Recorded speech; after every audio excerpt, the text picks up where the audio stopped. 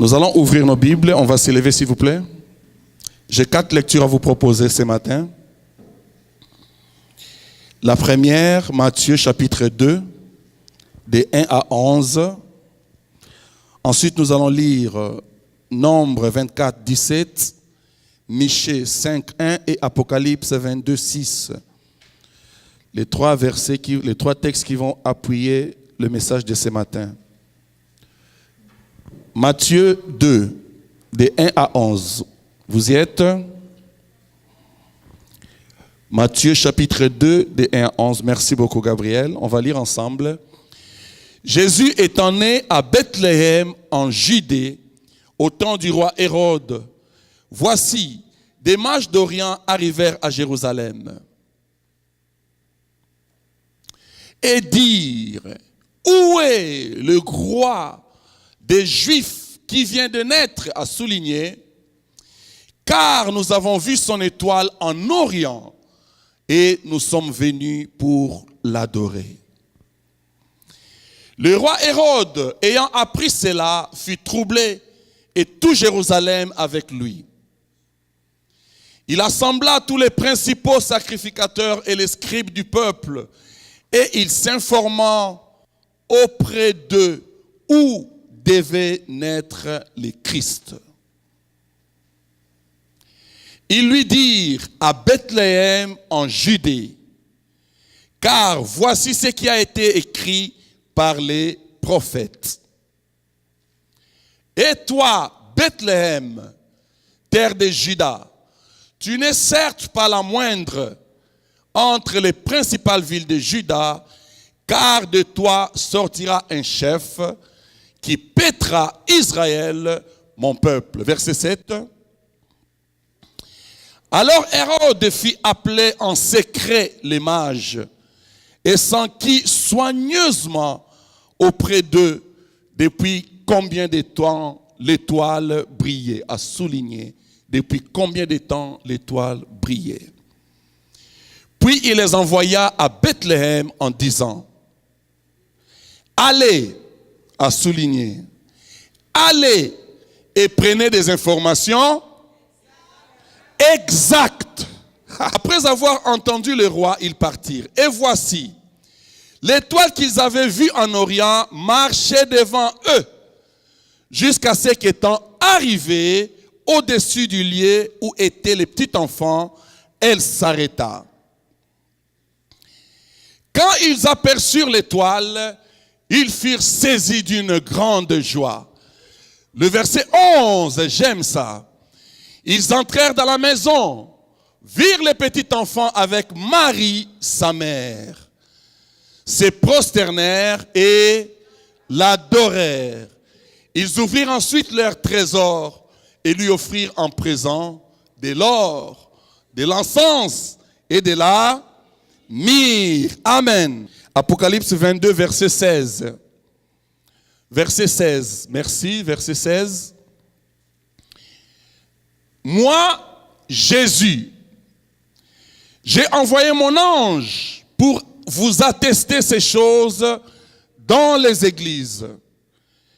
Je suis le rejeton et la postérité de David, l'étoile brillante du matin. Alléluia. Nombre 24, 17 a été écrit des siècles avant la naissance de Christ. Je le vois, mais non maintenant. Un astre sort de Jacob, un sceptre s'élève d'Israël. Dernière lecture, Michée chapitre 5, verset 1. Après, nous allons faire les liens entre tous ces textes. Michée 5, 1. Michée 5, 1. Michée, c'est un autre prophète qui a prophétisé des siècles avant Christ. Et toi, Bethléem, Ephrata, petite entre les milliers de Juda, de toi sortira pour moi celui qui dominera sur Israël et dont l'origine remonte aux temps anciens, au jour de l'éternité. Amen. Nous venons de lire 4 textes Notre texte principal se trouve dans Matthieu chapitre 2. Si tu peux l'afficher, s'il te plaît, Gabriel.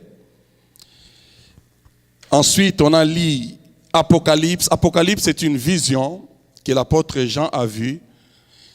Et le texte qu'on a lu, c'est le dernier livre, c'est le dernier chapitre plutôt. Et Jésus se présente, c'est moi qui ai envoyé mon ange pour vous adresser ces messages. Et il s'est défini, il dit, je suis le rejeton de David. C'est-à-dire, je sors de la race de David. Et il s'est défini aussi en disant que je suis l'étoile brillante du matin. C'est bizarre. Amen. Parce que nous savons tous que les étoiles brillent la nuit. Mais Jésus dit, mon étoile brille aussi le matin. Et aujourd'hui, j'aimerais parler sur un thème que j'ai intitulé Christ, la superstar. Bien-aimés dans le Seigneur, le Christ dont on parle, qu'on prêche ces matins, que nous prêchons dimanche après dimanche, n'est pas n'importe qui. C'est un nom qui dérange.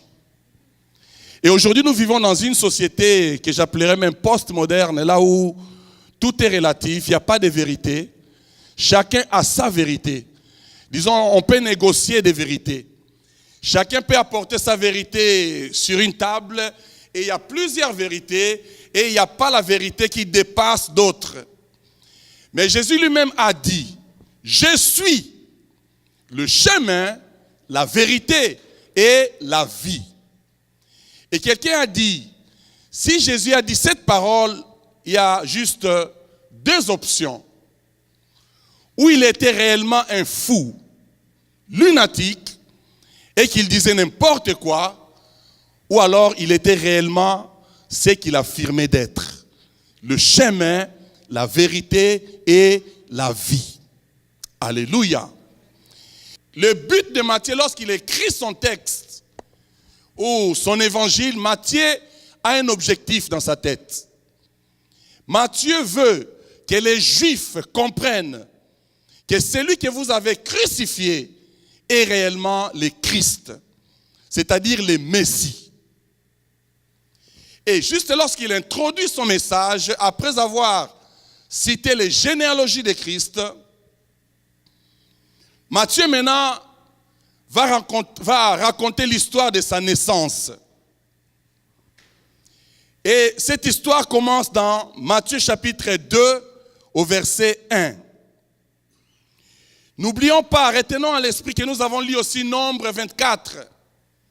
Nombre 24, c'est une prophétie de Balaam. Il dit, je vois une étoile, mais je le vois de loin. Ce n'est pas encore le moment. L'étoile est encore loin, mais je vois aussi un sceptre. En quelque sorte, cette étoile régnera et dominera. Cette étoile sortira de Jacob et le sceptre sortira d'Israël. Et des siècles ont passé, les prophètes ont parlé de Jésus. Plusieurs en ont parlé. Et parmi ces prophètes, il y a un prophète qui s'appelle Ésaïe. Et lorsque Ésaïe parle de Jésus, Ésaïe a vécu 700 ans avant le Christ. Il a prophétisé 7 siècles avant la naissance de Christ. Et Ésaïe parlera même des détails de sa naissance. Il dira, la Vierge restera enceinte. Et la Vierge enfantera un fils. Et cet enfant, on l'appellera Emmanuel. C'est-à-dire Dieu parmi les hommes. Et plus tard, au chapitre 9, Ésaïe dit, un enfant nous est né, un fils nous est donné. Il dira, la domination reposera sur son épaule. Et il parlait du Christ. Il parlait du roi des rois. Il parlait de l'étoile brillante du matin. Et Michée va renchérir encore. Michée va indiquer même les lieux de la naissance. Un autre prophète qui a prophétisé 5 ou 6 siècles avant le Christ. Et Michée dira, et toi Bethléem, tu es une petite ville.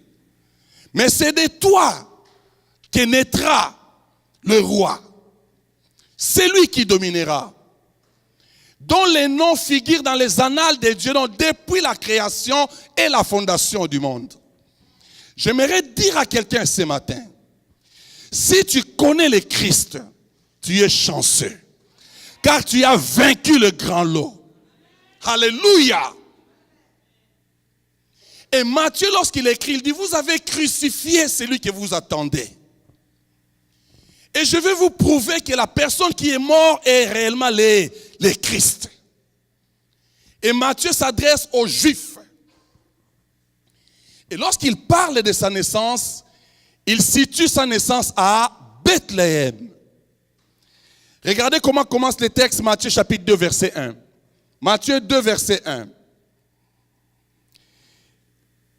Pendant ce temps-là, il y avait un roi qui régnait qui s'appelait Hérode. Jésus étant né à Bethléem, dont il confirme la prophétie de Michée. Il dit, Jésus étant né à Bethléem, au temps du roi Hérode. Permettez-moi de dire à une personne qui est dans cette salle.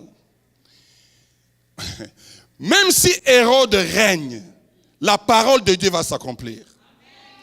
Même s'il y a des sorciers qui règnent, qui dérangent ta vie, la parole de Dieu s'accomplira. Non, je suis en train de parler à quelqu'un. Hérode peut régner, mais l'enfant naîtra. La prophétie s'accomplit. Je ne sais pas ce que Dieu t'a dit. Peut-être qu'il y a des ennemis qui combattent ta parole ou ta prophétie. Mais ce que Dieu t'a dit, il l'accomplira. Dans tous les détails. Hérode régnait. C'était le temps d'Hérode. Tout le monde avait peur d'Hérode. Mais cela n'a pas empêché que la prophétie de Christ puisse s'accomplir. Personne ne comprenait. Mais la Bible dit, il y avait des mages. Ce matin, je vais parler aux mages. Alléluia. Les mages vivaient en Orient. Les mages, c'était comme des savants, des sages. Leur travail était de contempler les étoiles. Chaque nuit, ils se dirigeaient quelque part, je ne sais pas avec quoi, mais ils avaient l'intelligence des étoiles. Ils regardaient les étoiles. Je ne crois pas qu'ils avaient comment on appelle ça? Les télescopes. Non, je ne crois pas parce qu'il y a cette... Mais lorsqu'ils regardaient, ils pouvaient identifier. Ils avaient une intelligence surnaturelle. Bien-aimés dans le Seigneur, est-ce que vous avez d'idée combien des étoiles il y a dans la galaxie? Dans la galaxie, il y a des milliers, des milliards d'étoiles. Il y a même des étoiles qu'on ne voit pas. Alléluia. Et c'était leur travail. Mais je ne sais pas qu'est-ce qui s'est passé cette nuit. Ils ont vu une étoile. Ils ont vu un astre. Et ils diront, cette étoile, nous avons vu des étoiles. Nous avons contemplé des stars, mais cette étoile-là est différente. J'aimerais dire à quelqu'un qui est dans cette salle, l'étoile du Christ n'est pas comme toutes les autres étoiles. Il y a des étoiles qui peuvent briller. Mais ces étoiles-là brillent pour un temps et puis ils déclinent. Ils ne règnent plus. J'ai connu des étoiles qui ont brillé. J'ai connu des stars qui ont régné. J'ai connu des noms que les gens croyaient même immortels. Ils ne mourront pas parce qu'ils étaient adorés par tout le monde. On les croyait éternels, mais laisse-moi te dire, ils ne sont pas éternels. Ils sont tous passés et ils continueront à passer. Mais l'étoile du Christ continuera à briller. Alléluia. On les appelle des stars. Il n'y a pas longtemps, il y a eu un grand star qui est mort. Johnny Hallyday. Quelqu'un a dit, on le croyait immortel. Ah bon? Même les stars meurent. Il y a eu des gens qui ont chanté Michael Jackson. Alléluia. Des grands posters dans leur chambre. Même eux aussi, ils meurent. Mais l'étoile du Christ, bien-aimé, ne meurt jamais. Cette étoile-là est éternelle. Cette étoile-là, bien-aimé, fais briller cette étoile dans ton cœur. Parce que lorsque tu rencontres cette étoile doit embraser ton cœur. Peut-être les autres étoiles te réchauffent, mais l'étoile du Christ embrase le cœur. L'étoile du Christ t'informe de l'intérieur. Ah, est-ce que je parle à quelqu'un? Bien-aimé, lorsque nous voyons les étoiles de l'extérieur. Alléluia. Mais ça ne peut rien nous faire. Mais cette étoile-là, lorsque tu les rencontres, lorsque tu les vois, cette étoile t'informe de l'intérieur. Cette étoile touche ton cœur. Cette étoile change ta vie. Et c'est ce qui s'est passé avec les mages. Les mages n'étaient pas des chrétiens. Les mages n'étaient pas des adorateurs. Mais les mages ont vu l'étoile. Il dit, nous allons le suivre. Alléluia. Et ils ont commencé à suivre l'étoile. Ils venaient de l'Orient, à pied, ou je ne sais pas, avec des chameaux, mais ils suivaient l'étoile. Ils suivaient l'étoile, nous ne savons pas combien de temps ils ont marché. Maintenant, l'étoile va les conduire à Jérusalem. J'imagine, et ça c'est moi, qu'ils sont arrivés à Jérusalem le matin. J'imagine. Et l'étoile ne brillait plus. Alléluia. En quelque sorte, ils étaient perdus. Souvent, c'est ce qui arrive. Alléluia. Quelquefois, nous ne le voyons pas et nous sommes un peu perdus. Mais le problème, bien-aimé, tu dois savoir poser des bonnes questions. Alléluia. Et la Bible dit, ils vont poser la question, où est? Dis à ton voisin, il est où? Le verset 2. Le verset 2. Écoutez. Où est le roi des Juifs qui vient de naître? Où est le roi des Juifs qui vient de naître? Souvenez-vous bien, il y avait déjà un autre roi qui s'appelait Hérode. Et ils viennent maintenant, ils cherchent un autre roi. Alors que dans un royaume, il ne peut pas y avoir deux rois. Alléluia. Ils disent, où est le roi des Juifs qui vient de naître? Et ils ajoutent, nous sommes venus pour l'adorer. Ah, écoutez bien aimé, Jérusalem c'était le centre de l'adoration. Toute personne qui voulait adorer Dieu devait se rendre à Jérusalem. Et je crois, ils ont cru que l'étoile va nous conduire à Jésus de Dieu. Le Christ ne devait pas naître à Jérusalem, mais à Bethléem. Ils étaient perdus. Bien-aimés dans le Seigneur, tu peux avoir une révélation de Dieu.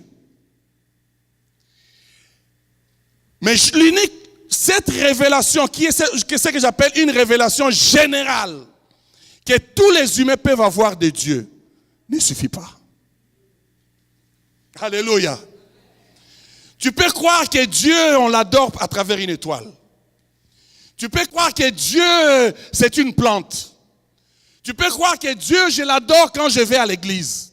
Tu peux croire que Dieu, je l'adore dans ma religion. Ça ne suffit pas.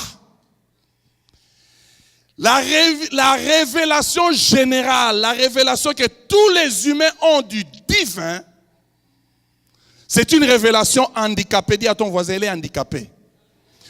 C'est une révélation boiteuse. C'est une révélation qui ne te sauve pas.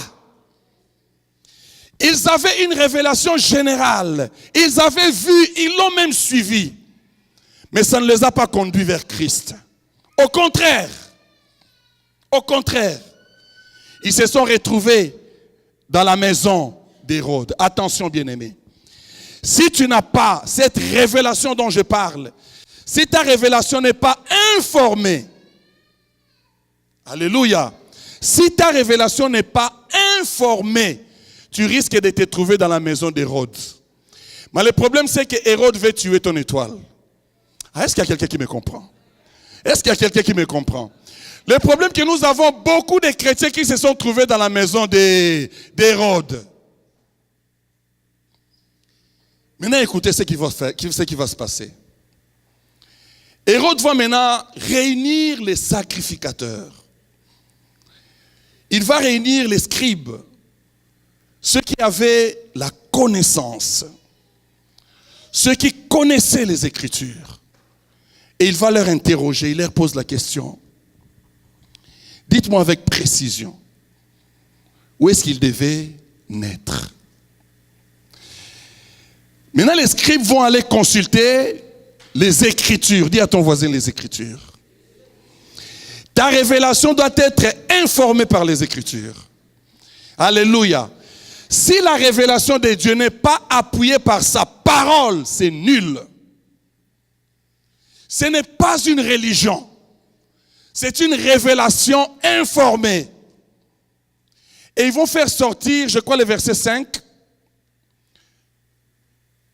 Ils lui dirent à Bethléem en Judée, car voici ce qui a été écrit par qui parlait. Donc on l'avait déjà écrit. Tu t'es retrouvé à Jérusalem, mais ce n'est pas ici. Change de direction parce qu'il est écrit, il doit naître à Bethléem. Où cherches-tu le Christ? Alléluia. Il y a de ceux-là qui cherchent le Christ à Jérusalem, dans les temples. Non. Le Christ est à Bethléem. Et le mot Bethléem signifie la maison du pain. Or, le pain signifie quoi? C'est quoi? C'est la parole. Jésus a dit, je suis le pain de vie. Il est le pain que les hommes doivent se nourrir. Il est la vraie parole. Voilà pourquoi les mages avaient besoin de l'information. Ils avaient besoin de recevoir la parole. Ils avaient besoin de la révélation. Bien-aimé, seule la révélation peut t'informer. Seule la révélation peut te former. Seule la révélation peut te réformer. Oh, je parle à quelqu'un. Je dis ceci, bien-aimé. Seule la vraie révélation. As-tu la vraie révélation du Christ? Qu'est-ce qui informe ta révélation? Est-ce que tu mesures ta révélation par rapport aux Écritures? Alléluia. Alléluia. Est-ce que Dieu parle à quelqu'un ce matin? Mon objectif ce matin, c'est que tu laisses Christ naître dans ton cœur. Ce n'est pas la révélation parce que je vais à l'église où je chante pour Dieu. Non, c'est pas ça. Ce n'est pas parce que je vais à l'église où je prie pour Dieu. Non, c'est pas ça. C'est pas parce que je donne ma dîme. Non. Non, ça ne suffit pas. Cette révélation va te conduire à Jérusalem dans la maison d'Hérode.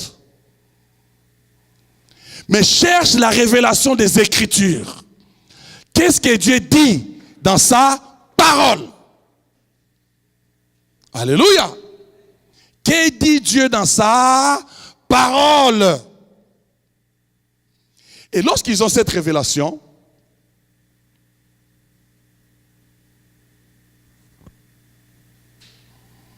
et toi Bethléem, le verset 6, voici, verset 50, voici ce qui a été écrit par les prophètes.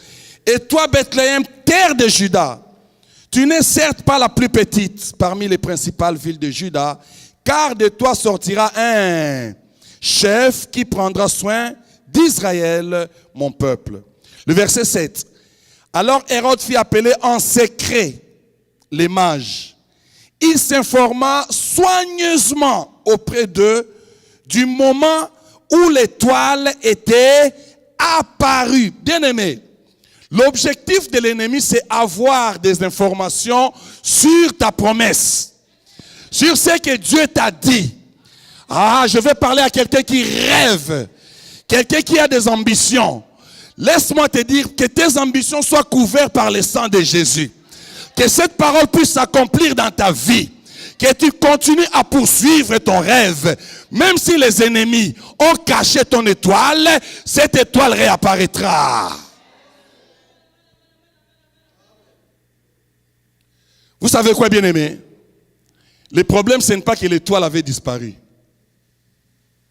L'étoile était là. Mais il y avait aussi le soleil. Alléluia. Il y avait aussi les soleils. Parce que lorsque vous sortez, lorsque vous allez regarder, vous n'allez pas voir les étoiles. Cela ne veut pas dire que les étoiles ne sont pas là. La présence du soleil fait en sorte que l'étoile ne brille pas. Mais à un certain moment, le soleil va se retirer. Et lorsque le soleil va se retirer, l'étoile brillera. Et pour votre information, le soleil est plus petit que les étoiles. Ah, le soleil est plus petit que les étoiles. Lorsque vous regardez le soleil, mais les étoiles, les petites étoiles que vous voyez là, c'est beaucoup plus puissant et plus grand que le soleil. Est-ce que vous le saviez? Donc cela ne signifiait pas que parce qu'ils ne voyaient pas, l'étoile n'était pas là. L'étoile était là, mais il y avait la présence du soleil. Mais lorsqu'ils ont reçu l'information, lorsqu'ils ont reçu la parole, et la Bible dit, lorsqu'ils sortent, qu'est-ce qu'ils voient? Ils voient maintenant le même étoile, et ils ont commencé à suivre l'étoile, et l'étoile va les conduire à Bethléem. Et c'est là maintenant que je vais prêcher. Bien-aimé dans le Seigneur, quand tu as la révélation du Christ, tu vas le suivre. Et non seulement tu vas le suivre, cette révélation apportera la joie dans ton cœur. Cette révélation apportera la paix dans ton cœur. Cette révélation te dira où tu es et où tu vas et où tu te trouves. Non, j'aimerais parler à quelqu'un que la révélation de Christ était conduite quelque part. La révélation du Christ était conduite vers ton rêve. La révélation du Christ était conduite vers ta destinée. Et la vraie révélation du Christ, cette promesse s'accomplira. Tu as des rêves. Mais ces rêves sont restés quelque part. Parce que tu as peut-être perdu cette révélation. Parce que tu as peut-être perdu ta direction. Parce que tu as perdu l'étoile. Sors seulement dans la maison d'Hérode, l'étoile réapparaîtra. Tu es trop resté dans la maison d'Hérode. Tu es trop resté dans la religion. La maison d'Hérode, bien aimé, c'est le matériel, la religion. Sors dans ce cadre et tu verras l'étoile. Et cette étoile brillera. Cette étoile brillera. Oh, je parle d'une étoile. Elle s'appelle l'étoile brillante du matin. Les hommes peuvent chercher d'effacer le christianisme, mais ils ne réussiront pas, bien-aimés. Vous savez pourquoi? Parce qu'il a dit, c'est ici que je bâtirai mon église et les portes de l'enfer ne pourront jamais vaincre. Alléluia. Même s'il reste un serviteur fidèle, le christianisme continuera. Et les gens parleront du Christ. Alléluia. On parlera de Jésus. On prêchera le Christ. Et ce que j'aime, lorsqu'ils vont suivre cette étoile va les conduire dans une crèche, une étable, c'est-à-dire la maison de bœufs, la maison de brebis, la maison de chèvres, je ne sais pas. Tous ces animaux étaient là réunis et ils étaient en train d'adorer le Christ. En fait, quelquefois, ce sont des animaux qui nous précèdent dans l'adoration. Alléluia. Alors que toi, on adore Dieu, tu es là encore en train de bouder, de t'adorer. Les matins, les oiseaux ont déjà chanté pour Dieu. Ah. Écoutez, bien-aimés, quand tu viens à l'église, viens pour adorer, louer Dieu. La personne qui sait, là où il m'a pris, et là où il m'amène, il va l'adorer. La Bible dit, dès qu'ils vont voir l'étoile, dès qu'ils arrivent, ils entrèrent dans la maison. Dis à ton voisin, ils entrèrent dans la maison. Et cette maison-là n'était pas la maison blanche. Cette maison-là n'était pas, je ne sais pas, le Buckingham Palace. Mais cette maison, c'était une petite crèche. Alléluia. J'aimerais dire à quelqu'un bien-aimé, tu y es la maison de Dieu. Tu y es la maison de Dieu. La Bible dit, nous sommes les temples du Saint-Esprit.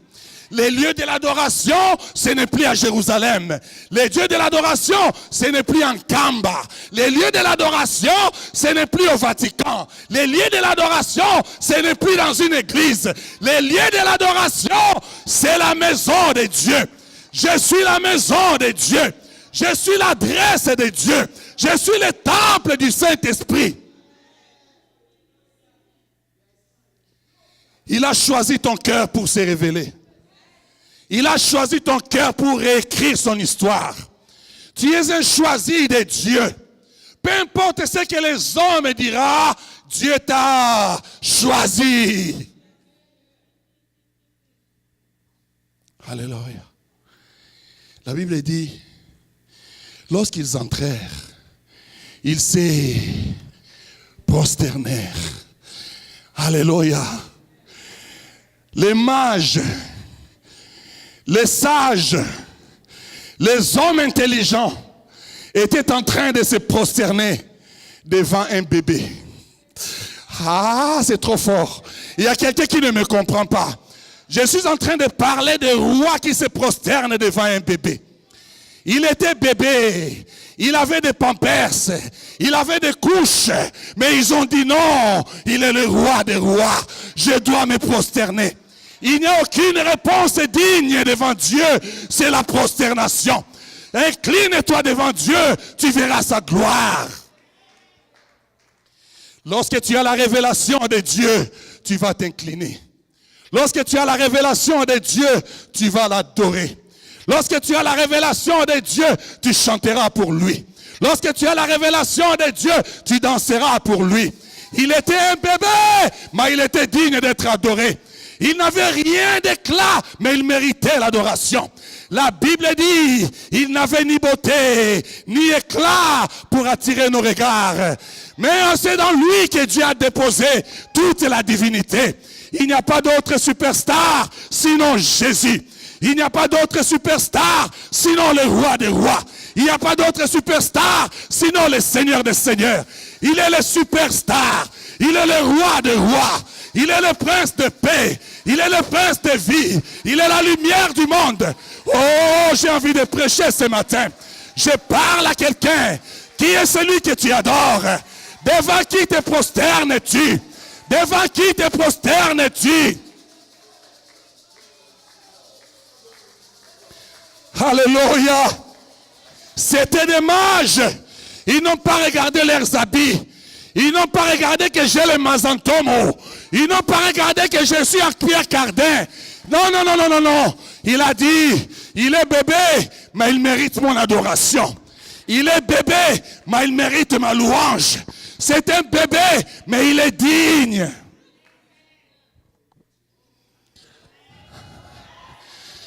Alléluia. Bien-aimés, quelquefois nous chantons, mais est-ce que nous réalisons ce qu'il est réellement? Est-ce que nous réalisons qui est ce Dieu que nous adorons? Nous chantons, l'univers est entre ses mains. Est-ce que vous réalisez la grandeur de l'univers? Alléluia. L'heure est arrivée que nous lui rendons l'adoration qu'il mérite. Si tu n'adores pas Dieu, tu vas t'adorer. Si tu ne te loues pas Dieu, tu vas te louer. Si tu ne glorifies pas Dieu, tu vas te glorifier. J'aime cette chanteuse qui a chanté. Ne donnez rien pas de moi parce que j'ai la Bible dans la main. Je sais ce que Dieu a fait pour moi. Ne vous moquez pas de moi parce que je sers Dieu. Je sais là où il m'a pris. Ne vous moquez pas de moi parce que je viens toujours tôt pour arranger ces choses. Je connais ce Dieu. Alléluia.